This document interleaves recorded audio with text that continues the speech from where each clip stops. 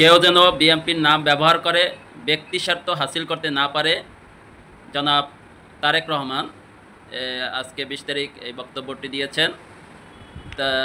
তার এই বক্তব্যের আগেই তার দলের যে নেতাকর্মীরা আছে তারা 24 পরবর্তী গণ অভ্যুত্থানের পর তারা তাদের দলীয় নাম ব্যবহার করে এমন কোনো স্বার্থ হাসিল করে নাই যে বাকি রয়েছে।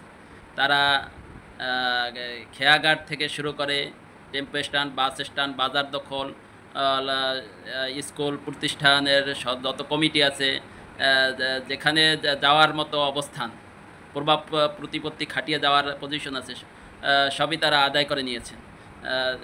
যে দলের নেতাকর্মীরা নেতারা কাছাকাছি থাকা অবস্থায় নেতার আনুগত্য করে না, নেতার কমান্ড মানে না, সেক্ষেত্রে দূর প্রবাসে বসে আপনি ভাষণ দিবেন, বক্তব্য দিবেন, আর আপনার নেতাকর্মীরা আপনার কথা মতো চলবে, এটাই বাংলাদেশের জাতীয়তাবাদী দলের কর্মীরা হয়তো এভাবে তৈরি হয়নি।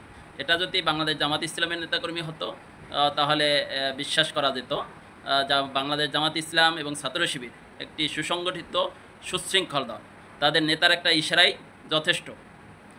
নেতারা যেটা বলবে তার বাহিরে তার কর্মীরা কোনো কাজই করে না। আর জাতীয়তাবাদী দলের ক্ষেত্রে এর ব্যতিক্রম।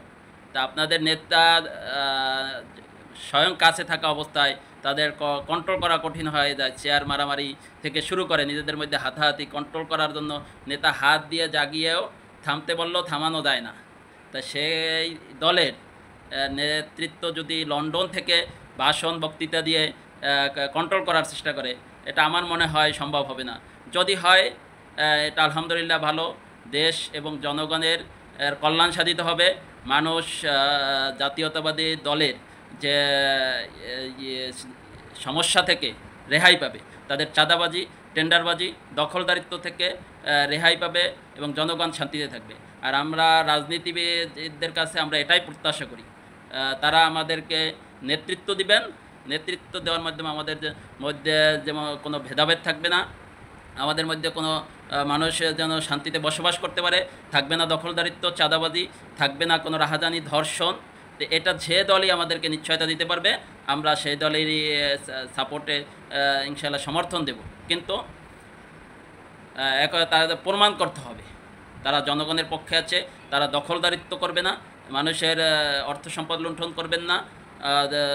এটা যদি প্রমাণ করতে পারেন তাহলে হয়তোবা জনগণ তাদেরকে সাপোর্ট দিবে।